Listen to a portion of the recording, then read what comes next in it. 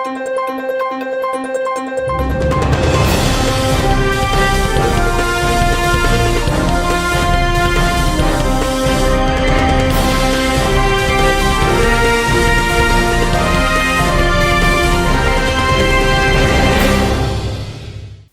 శివాభి news కి స్వాగతం. నా పేరు సురేష్. ఈనాటి వార్తల్లోని ముఖ్యాంశాలు.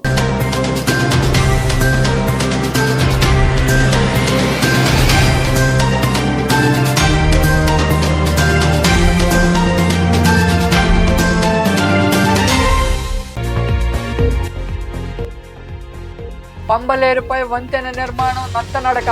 వంతెన నిర్మాణం పూర్తి చేస్తే గూడూరు ప్రజలకు ఎంతో ఉపయోగకరం. వంతెన నిర్మాణం పూర్తి చేయాలని శివాభి న్యూస్తో మాట్లాడిన పలు పార్టీలు, సంఘాల నాయకులు.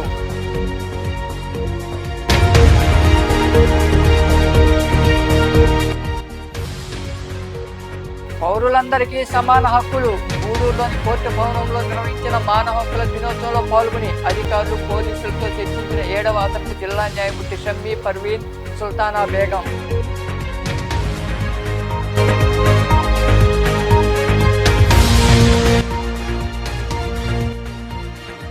సకాలంలో గుర్తించి మందులు చల్లితే అధిక దిగుబడి. సైదాపురం మండలంలో జరిగిన పొలం తెలుస్తోంది కార్యక్రమంలో పాల్గొని రైతులకు అవగాహన కలిగించిన ఏడీఎస్ శ్రీనివాసులు, ఏఓ హైమావతి.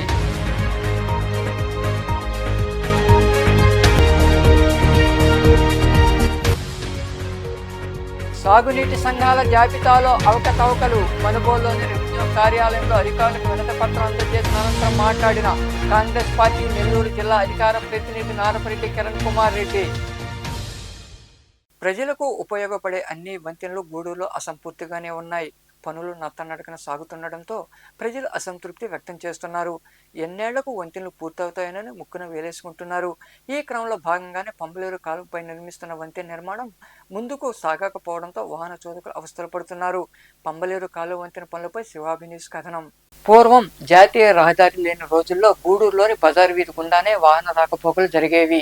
ఆ క్రమంలో భాగంగానే అప్పట్లో పంబలేరు వాగుపై లో లెవెల్ వంతెన నిర్మాణం చేపట్టారు. అయితే భారీ వర్షాలు కురిసి వరదలు వస్తే ఈ మార్గంలో వాహన రాకపోకలకు తీవ్ర అంతరాయం కలిగేది.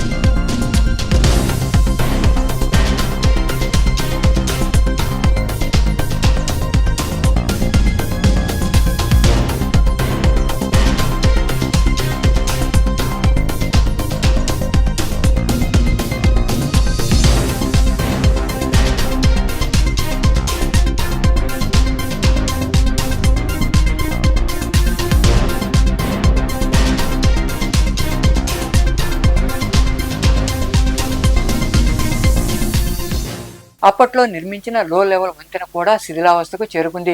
ప్రస్తుతం ఉన్న లో లెవెల్ వంతెన స్థానంలో హై లెవెల్ వంతెన నిర్మాణం చేపట్టారు. జాతీయ రహదారి సమీపంలో ఇంజనీరింగ్ కళాశాల ఏర్పాటైంది. కళాశాలకు నిత్యం వందల సంఖ్యలో పంబలేరు కాలువ మీదుగా రాకపోకలు సాగిస్తుంటారు. వర్షాకాలంలో కాలువపై వరద నీరు ప్రవహిస్తుండటంతో వాహన రాకపోకలు జాతీయ రహదారి వైపు మళ్లిస్తారు.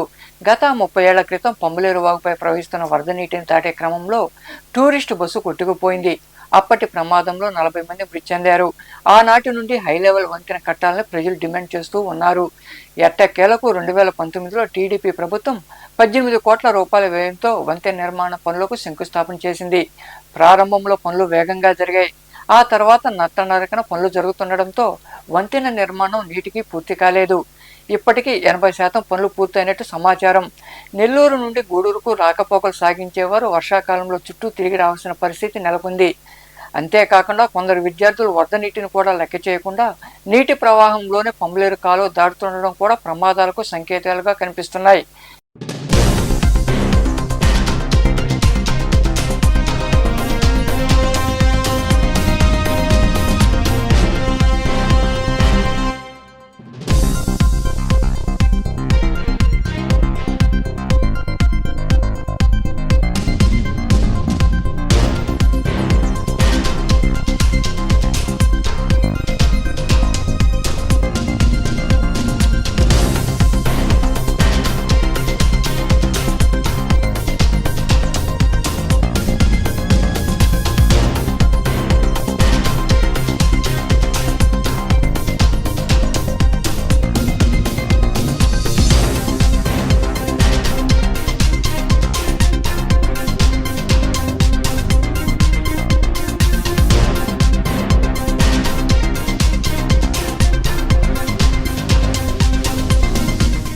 ఇకనైనా ప్రజాప్రతినిధులు అధికారులు స్పందించి పంబలేరు కాలువపై వంతెన నిర్మాణం పూర్తి చేసి ప్రజలకు అందుబాటులోకి తేవాల్సిన అవసరం ఎంతైనా ఉంది.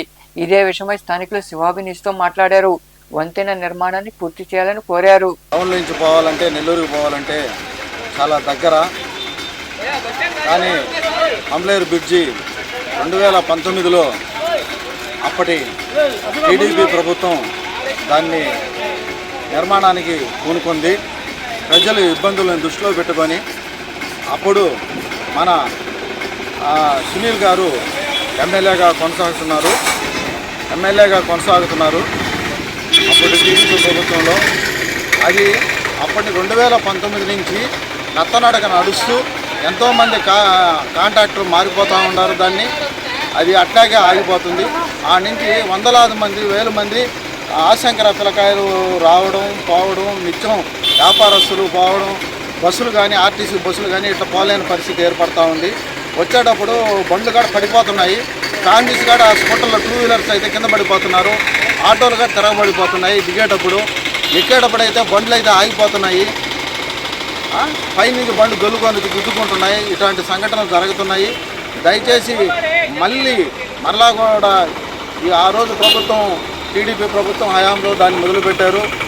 ఇప్పుడు కూడా కూటమి ప్రభుత్వం అదే ప్రభుత్వం కొనసాగుతుంది.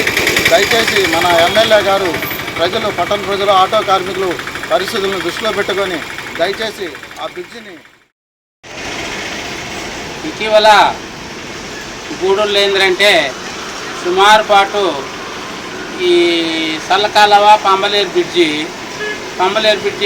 కూలిపోయిన తర్వాత దాన్ని సపోర్ట్ చేసి బ్రిటిష్ నుంచి ఏర్పాటు చేసిన ఆ బ్రిడ్జిని పూర్తిగా ఇచ్చింది కాకుండా వాగ్దానం చేసిన తర్వాత తెలుగుదేశం ప్రభుత్వం గతంలో ఉన్నప్పుడు దాన్ని నిర్మించేదానికి ప్రయత్నం చేసిన అది మళ్ళీ అధికారంలోకి వచ్చేదాకా కూడా అది నిర్మాణం పూర్తి కాకపోయేదానికి కారణాలు ఏంటంటే బడ్జెట్లు కావచ్చు, అది మధురెడ్డి గారు అని జయింపు అయింది, ఆయన కాంట్రాక్ట్ అది దాంట్లో జరుగుతూ ఉంది. ఇప్పుడు ఏంటంటే బ్రిడ్జి పూర్తి అయిపోయింది అంతా. అదేంటంటే వాటిని సపోర్ట్ చేసి డౌన్ చేసి తాత్కాలికంగా పంపిస్తున్నారు.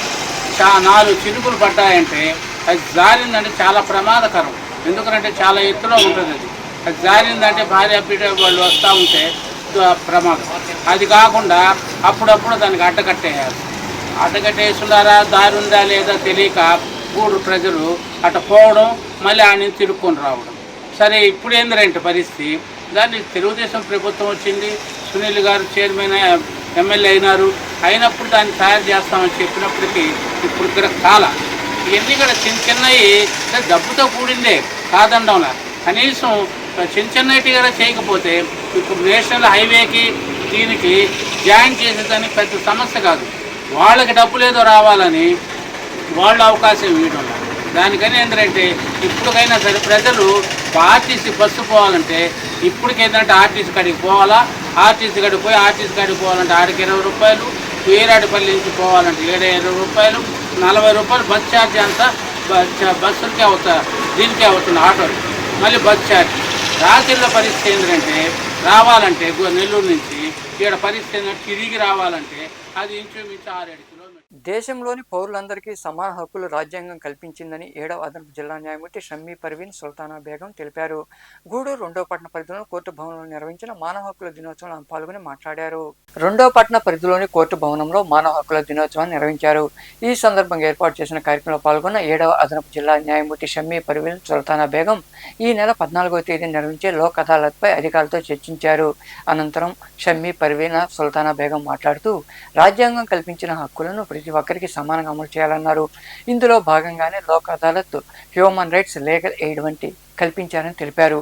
ఈ కార్యక్రమంలో న్యాయమూర్తులు బివి సులోచనారాణి, లోకనాథం, శంకరయ్య, లక్ష్మీనారాయణ, డిఎస్పీ వివి రమణకుమార్, బార్ అసోసియేషన్ అధ్యక్షులు భాస్కర్రావు, న్యాయవాదులు పార్వతయ్య, కోటేశ్వరరావు, సిఐలు, సిబ్బంది తదితరులు పాల్గొన్నారు. సకాలంలో సరైన మందులు వాడి వరి పంట దిగుబడి పెంచుకోవాలని మండల వ్యవసాయాధికారిని హైమావతి సూచించారు. సైదాపురం మండలంలోని తురిమెర్ల, తుమ్మల, తలుపురు గ్రామాల్లో పొలం పిలుస్తోంది కార్యక్రమం వ్యవసాయ శాఖ ఆధ్వర్యంలో నిర్వహించారు. సైదాపురం మండలంలోని తురిమిర్ల తుమ్మల తలుపూరు గ్రామాల్లో బుధవారం పొలం పిలుస్తోంది కార్యక్రమం నిర్వహించారు. ఈ కార్యక్రమంలో పాల్గొన్న ఏడీఏ శ్రీనివాసు, ఏఓ హైమావతి తదితరులు కలిసి ఆయా గ్రామాల్లో రైతులకు అవగాహన కలిగించారు. పంట పొలాల్లోకి వెళ్లి వరి పంటను పరిశీలించి రైతులకు సూచనలు ఇచ్చారు. అనంతరం ఏఓ హైమావతి మాట్లాడుతూ వరి పంటకు జింకు లోపం ఉన్నట్లు గుర్తించామన్నారు. తెగుళ్లు, జింకు లోపంకు మందులు వాడాలని ఆమె వివరించారు. నా పేరు హైమావతి, మండల వ్యవసాయ అధికారి సైదాపురం. ఈరోజు పొలం పిలుస్తుంది గ్రామ సభ తురుమెర్ల మరియు తుమ్మల తలుపురు గ్రామాల్లో నిర్వహించడం జరిగింది. అందులో భాగంగా ముఖ్యంగా తురుమెర్లలో వరి పొలంని కూడా సందర్శించడం జరిగింది. ముఖ్యంగా జింకు లోపం ఉన్న రైతులందరూ కూడా దుక్కిలో 20 కేజీలు ఎకరానికి జింక్ వేసుకున్నట్టయితే జింకు లోపాన్ని మనము నివారించుకునే వాళ్ళం అవుతాము. అలాగే స్ప్రేయింగ్ చేసుకోవాలనుకుంటే 5 గ్రాములు 1 లీటర్ నీటికి వేసుకొని స్ప్రే జింక్ కూడా పైపాటుగా 2 సార్లు ఎకరానికి చేసుకున్నట్టయితే కూడా ఈ జింకు లోపాన్ని మనం నివారించిన వాళ్ళం అవుతాము.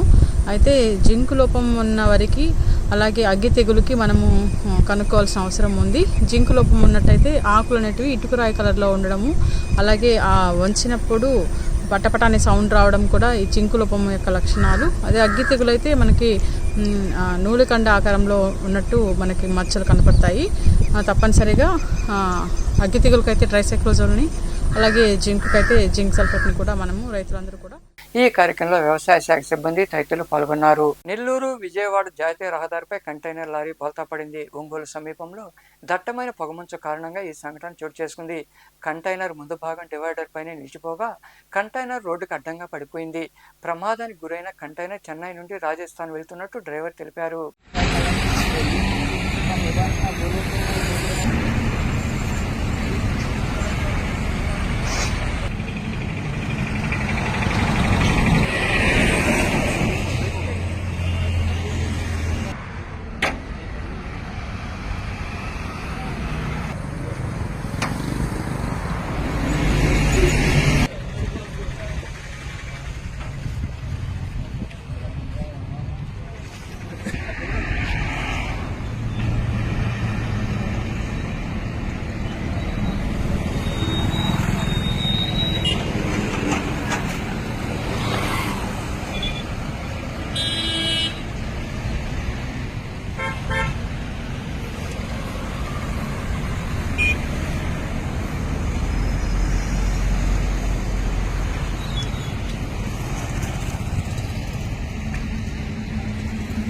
సాగునీటి సంఘాల ఎన్నికలను కూటమి ప్రభుత్వం సజావుగా జరిపిస్తుందన్న నమ్మకం లేదని, ఓటరు జాబితాను రూపొందించడంలో అవకతవకలు చోటు చేసుకుంటున్నాయని కాంగ్రెస్ పార్టీ నెల్లూరు జిల్లా అధికార ప్రతినిధి నారపరెడ్డి కిరణ్ కుమార్ రెడ్డి విమర్శించారు. మనుబోలులోని రెవెన్యూ కార్యాలయంలో ఆయన తహసీల్దార్ సుబ్బయ్యకు వినతిపత్రం అందజేశారు. అనంతరం కిరణ్ కుమార్ రెడ్డి మాట్లాడుతూ ఇప్పటికే పలు దఫాలుగా సాగునీటి సంఘాల ఎన్నికలు వాయిదా వేశారని, రికార్డులు తారుమారు చేస్తున్నారని వివరించారు. ఈ కార్యక్రమంలో నాయకులు హరి, కృపాకర్ తదితరులు పాల్గొన్నారు.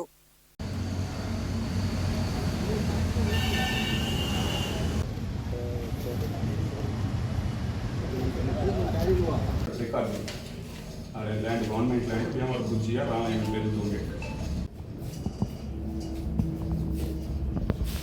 ఒకసారి ఏమో టీచర్లని ఎలక్షన్ ఆఫీసర్లుగా నియమించారు. మళ్ళీ టీచర్ని నియమిస్తే రూల్స్ ప్రకారం ఎన్నికలు జరుగుతున్న ఉద్దేశంతో మళ్ళీ ఆ నోటిఫికేషన్ రద్దు చేశారు. దాని తర్వాత మళ్ళీ ఒక నోటిఫికేషన్ ఇచ్చారు, మళ్ళీ రద్దు చేశారు. ఇప్పుడు ఈరోజు నోటిఫికేషన్ ఇస్తున్నారు 11వ తేదీ. అదేవిధంగా 14వ తేదీన ఎన్నికలు జరుగుతాయని స్పష్టంగా ఇరిగేషన్ మినిస్టర్ చెప్పిన తర్వాత గతంలో ఎలక్షన్స్ సంబంధించినంత వరకు సాగునీటి సంఘాల ఎన్నికలకు సంబంధించినటువంటి ఓటర్ లిస్టులో జాబితా రూపొందించడంలో అవకతవకలు ఉన్నాయి. వాస్తవంగా రైతులకు సంబంధించి చాలామందిని కూడా ఉద్దేశపూర్వకంగా తొలగించారు. అదేవిధంగా కొన్ని రికార్డు ట్యాంపర్ చేసి తెలుగుదేశం నాయకులు ఓటు హక్కు పొంది ఉన్నారు. వాటిని తొలగించమని గత నెల 13వ తేదీన నెల్లూరు ఆర్డీఓ గారికి అర్జీ కూడా సమర్పించడం జరిగింది. కోర్టు మీద ఇటువంటి స్పందించలేదు. ఈరోజు ఏదో నామినేషన్ పదవులు పంచినట్టుగా రైతు సంఘాలకు సంబంధించినటువంటి ఎన్నికలు జరగకముందే వాటర్ యూజర్స్ అసోసియేషన్ ప్రెసిడెంట్ ఎవరికి, డిస్ట్రిబ్యూటర్ కెనాల్ చైర్మన్లు ఎవరికి, ప్రాజెక్ట్ కమిటీ సంబంధించినటువంటి చైర్మన్ పోస్టులన్నీ కూడా ఏదో నామినేషన్ పద్ధతులు ఇచ్చినట్లుగా రైతులకు సంబంధం లేని విషయంగా ఈరోజు తెలుగుదేశం మరియు కూటమి ప్రభుత్వం ప్రవర్తించడం అనేది చాలా సిగ్గుచేటు. ఎందుకంటే రైతులకు సంబంధించినటువంటి ఆయా గ్రామాల్లో ఉండేటటువంటి రైతులు వాళ్ళు కనుక మాట్లాడుకొని ఎటువంటి అబ్జెక్షన్స్ లేకపోతే యునానిమస్గా ఇస్తారు. అబ్జెక్షన్స్ ఉండేటటువంటిది కూడా ఎన్నికలు జరుగుతాయి.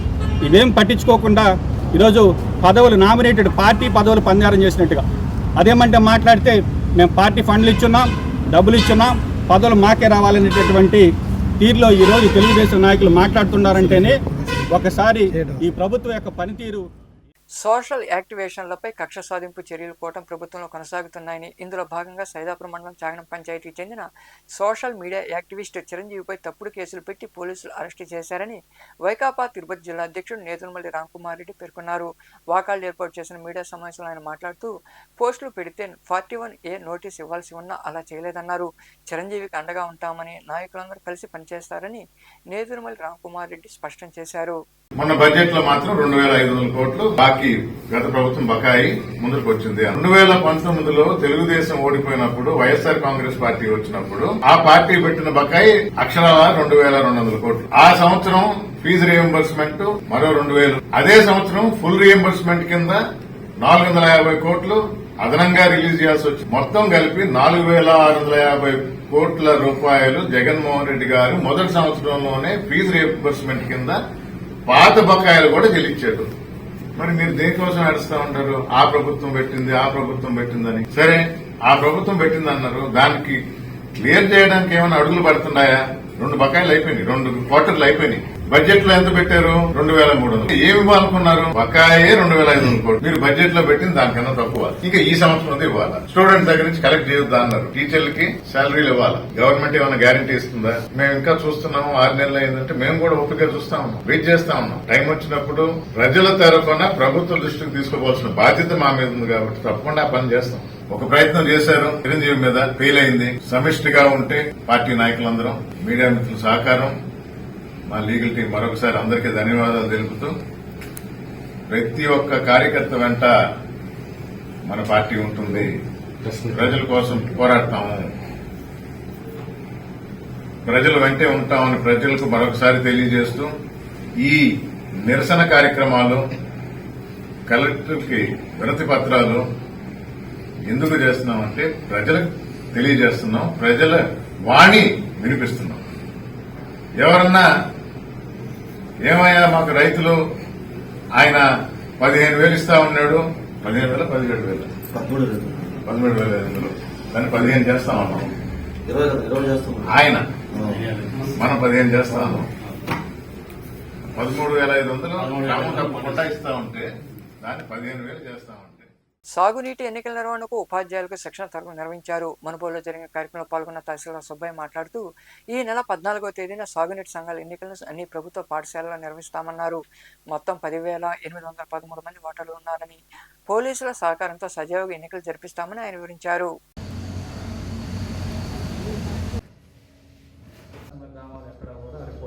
నీటి సంఘాలలో 14వ తేదీన ఎన్నికలు నిర్వహించబోతున్నాం. దీనికి సంబంధించిన ఎలక్షన్ ఆఫీసర్లు అంతా కూడా ఈరోజు నోటిఫికేషన్ ఇష్యూ చేయడం జరిగింది. మొత్తం 15 నీటి సంఘాలలో 6 వచ్చి మీడియం ఉన్నాయి, అదేవిధంగా 9 మైనర్ ఉన్నాయి. మొత్తం 10,813 మంది ఓటర్లు ఉన్నారు. 14వ తేదీన ఉదయం 8 గంటల నుంచి ఎలక్షన్ ప్రాసెస్ అంతా కూడా ప్రారంభించడం జరుగుతుంది. అందరూ ఎన్నికల అధికారులందరూ కూడా ఈరోజు వాళ్ళకి మెటీరియల్ అంతా కూడా ఇవ్వడం జరిగింది. అన్ని ఓటర్ లిస్టుతో సహా మెటీరియల్ అంతా కూడా హ్యాండ్ అవుట్ చేశాం.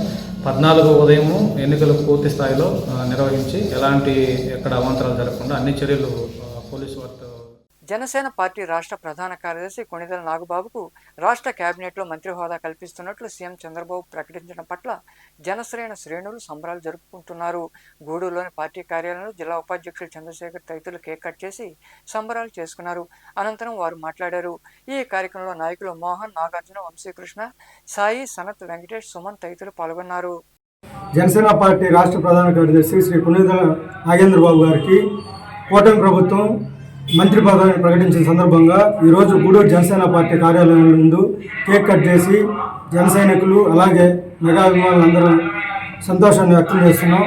అలాగే ఆయన ఈ రాష్ట్ర ప్రజలకు మంత్రి పదవిని దక్కించుకున్న తర్వాత ఈ రాష్ట్ర ప్రజలకు మంచి చేయాలని చెప్పి కోరుకుంటూ, మెగా అభిమానుల రథసారథి అలాగే జనసేన పార్టీ రాష్ట్ర ప్రధాన కార్యదర్శి కొణిదెల నాగబాబు గారికి ఆయన జనసేన పార్టీలో చేసిన విశిష్ట సేవలకు గుర్తించి మన రాష్ట్ర ముఖ్యమంత్రి చంద్రబాబు గారు అలాగే డిప్యూటీ ముఖ్యమంత్రి మన పవన్ కళ్యాణ్ గారు మంత్రివర్గంలో తీసుకుంటామని చెప్పి ప్రకటించడం చాలా ఆనందంగా ఉంది.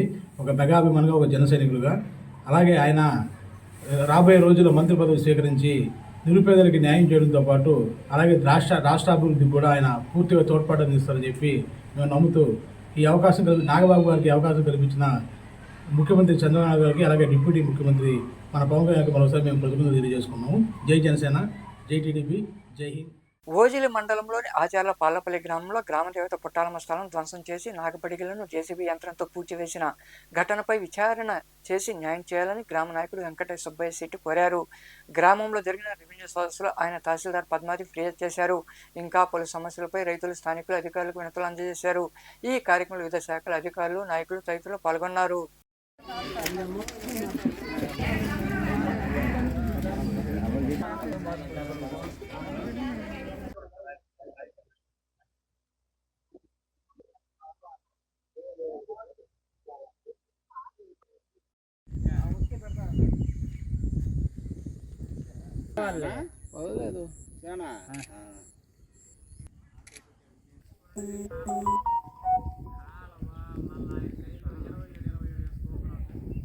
మండలం ఆచార్ల పాలపల్లి గ్రామం.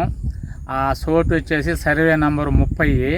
దాంట్లో పుట్టాలమ్మ మాను ఉండింది. మాను ఉండదు ఇప్పుడు కూడా ఆల్రెడీ.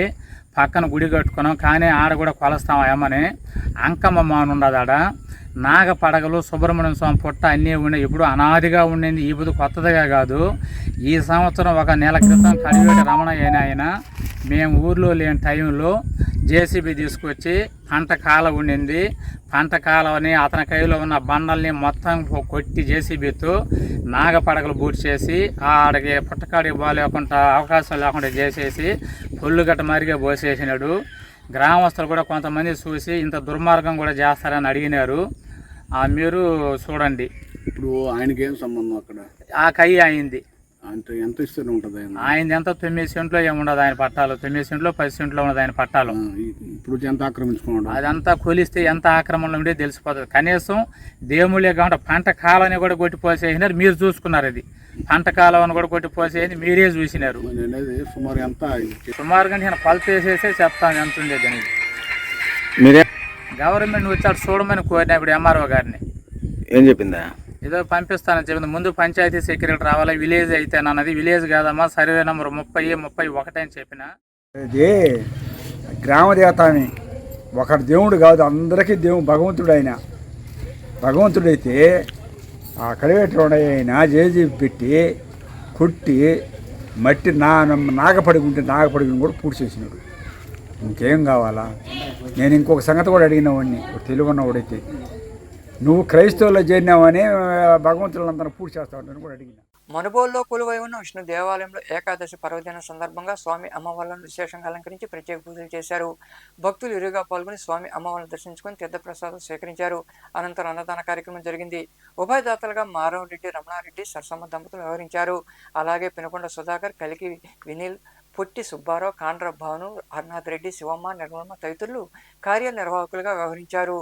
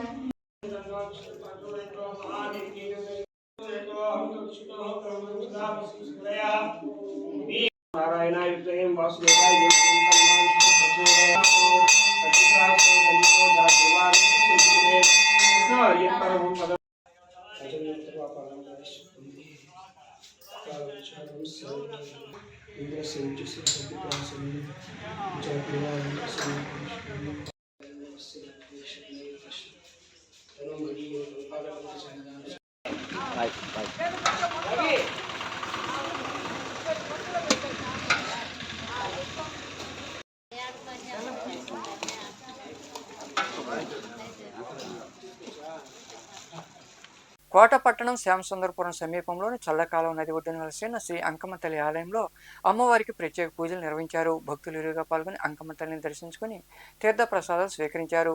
అనంతరం అన్నప్రసాద వినియోగ కార్యక్రమం నిర్వహించారు. ఉభయదాతలుగా సండి వెంకట దిలీప్ కుమార్, శాలిని దంపతులు వ్యవహరించారు.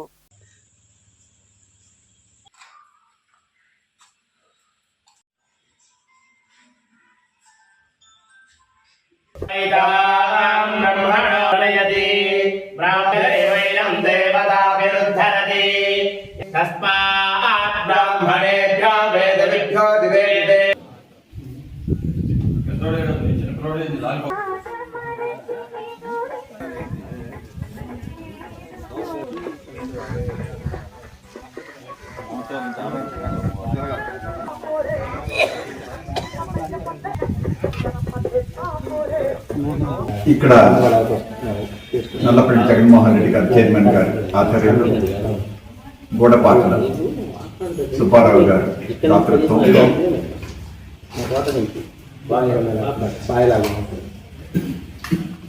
చంద్రప్రసాద్ నాయుడు గారు తోడుతో ఇక్కడ అంకమ్మ తల్లి దేవాలయం నిర్మింప చేయడం జరిగింది. అయితే ఎంతమందికో ఇక్కడ లీలలు జరుగుతూ ఎంతో మంది అమ్మకు భక్తులే ఇక్కడికి ప్రతి మంగళవారం కావచ్చు, ప్రతి శుక్రవారం కావచ్చు, ఆదివారం కావచ్చు, వందల మంది భక్తులు వచ్చి అమ్మని దర్శించుకుంటున్నారు, వాళ్ళ కోరికలు నెరవేర్చుకుంటున్నారు. ప్రతి మంగళవారం ఇక్కడ దాతృత్వంతో అన్నప్రసాద వినియోగం జరుగుతుంది. ఈనాటి దాతలు నెల్లూరు వాస్తవ్యులు వెంకట దిలీప్ కుమార్ గారు, శాలిని గారు. వార్తలు ముగించే ముందు ముఖ్యాంశాలు మరోసారి.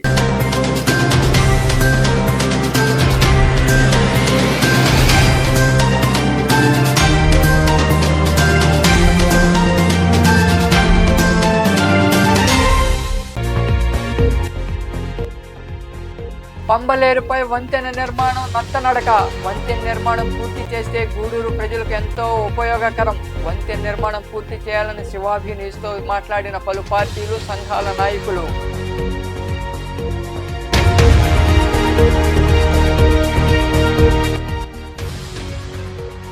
పౌరులందరికీ సమాన హక్కులు. గూడూరులోని కోర్టు భవనంలో నిర్వహించిన మానవ హక్కుల దినోత్సవంలో పాల్గొని అధికారులు, పోలీసులతో చర్చించిన 7వ అదనపు జిల్లా న్యాయమూర్తి షమ్మీ పర్వీన్ సుల్తానా బేగం.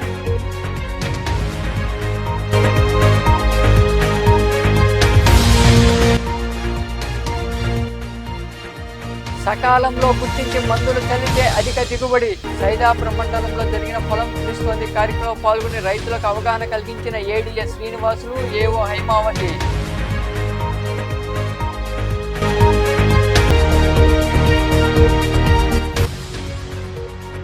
సాగునీటి సంఘాల జాబితాలో అవకతవకలు. మనుగోలులోని రెవెన్యూ కార్యాలయంలో అధికారులకు వినతి పత్రం అందజేసిన అనంతరం మాట్లాడిన కాంగ్రెస్ పార్టీ నెల్లూరు జిల్లా అధికార ప్రతినిధి నారపరెడ్డి కిరణ్ కుమార్ రెడ్డి.